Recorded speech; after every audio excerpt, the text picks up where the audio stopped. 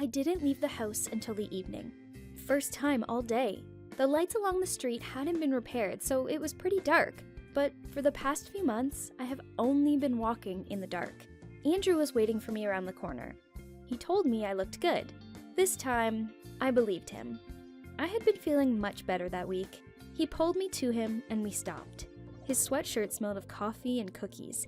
That meant he had gone to his parents' house first. His mother was always cooking something up. Suddenly, I felt sick. I felt hot. No, unbearably hot. Andrew stepped back from me. The look on his face, I had seen it before. He was scared. I looked at my arm. A red rash had appeared on my wrist. Luminescent lighting! The flashlight had turned on and it had been shining directly on me for several minutes. Hi everyone, I'm Abby. I've never liked horror stories, but it just so happened that I, myself, had become the queen of horror in our town. I want to tell you how this happened to me. My boyfriend Andrew took me to the mountains one weekend. Personally, I prefer the beach, but last time I went, I managed to get sunburned so badly that I still haven't recovered. It was cloudy every day. Plus, my stomach started hurting. So I spent the whole vacation with a blanket on the veranda while Andrew read aloud to me.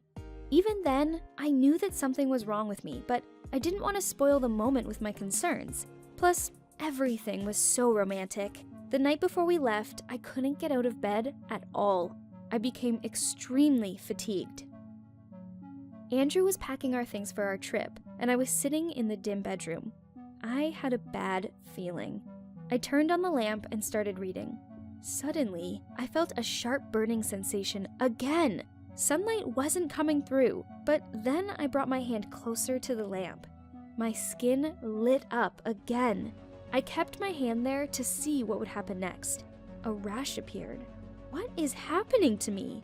A few days in the hospital not only answered my questions, but also increased the number of my fears. I have a rare disease, porphyria. What does this disease do to my body?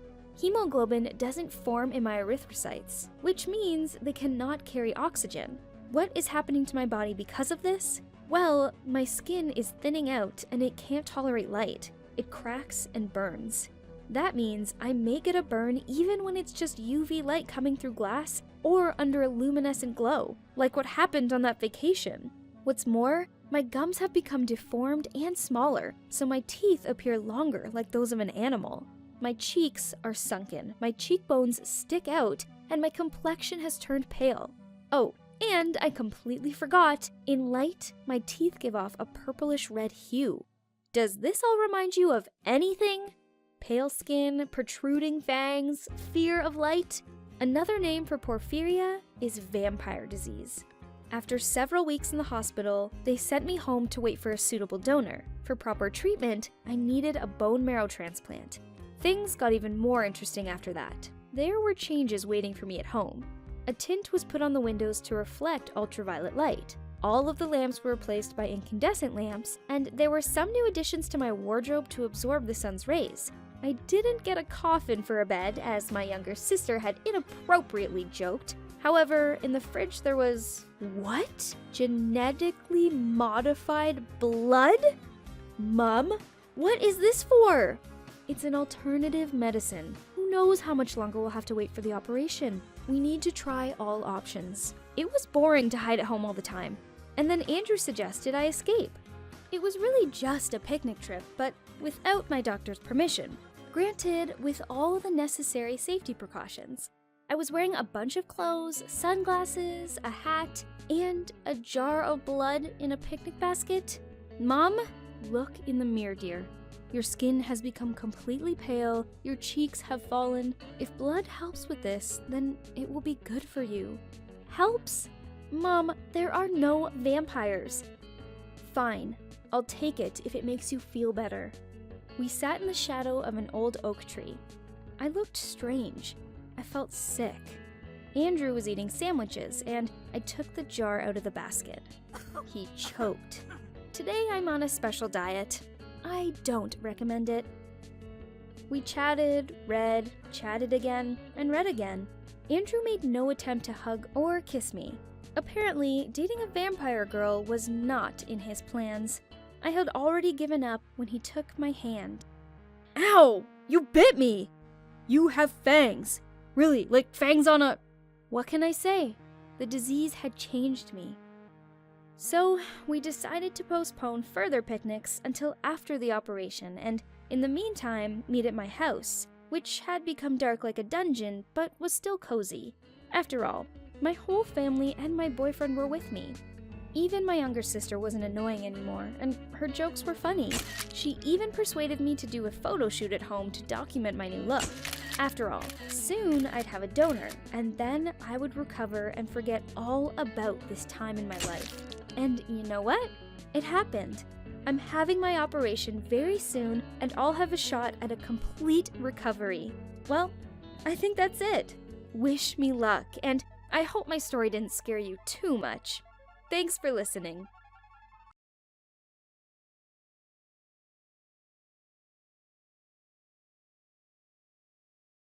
Hi, I'm Emma. I'm 18 years old, and I would never have invited you to visit me. I would be ashamed if you saw who I lived with. But one day, I decided that this had to stop. Here's what happened. That day, my new boyfriend Brady brought me home and asked if he could come in. I lied and told him that I had a lot of homework, so maybe some other time. But he said that he only wanted a glass of water because it was unbearably hot outside. I had to take him to the kitchen and give him a drink. I couldn't wait for him to finish drinking so I could quickly get him out the door before he saw. At that moment, there was a loud noise coming from the living room. It was as if something heavy had fallen to the floor, like a bag of plaster. Then, while breathing heavily, someone began slowly dragging this bag on the floor towards the kitchen. The sound was approaching. Brady looked at me nervously, then towards the approaching noise. Finally, the source of this strange sound appeared in the doorway. Meet my brother, Chuck. That's why I didn't want you to come in. He ate my last boyfriend. What the... is this person? It was a stupid joke, of course. I really liked Brady and I didn't want to push him away. And Chuck's appearance always scared everyone. He was just incredibly fat, and for the last few months, he couldn't even walk because he was so heavy. He either crawled or lied around. He had crawled to the kitchen on all fours and, embarrassed by Brady, froze in the doorway. He was only 8 years old, but he weighed nearly 300 pounds. Brady left with his mouth wide open in amazement and didn't even say goodbye. My brother, of course, is not to blame for anything. Since childhood, he has had a metabolic disorder. Until about 2 years old, Chuck seemed like an ordinary child, just a little bit bigger than other babies. But then Mom and Dad began arguing often, and it became simply unbearable at home, and they separated. Maybe my parents' divorce had nothing to do with it, but it just so happened that after that, our problems began. Mom didn't have time to monitor our diet.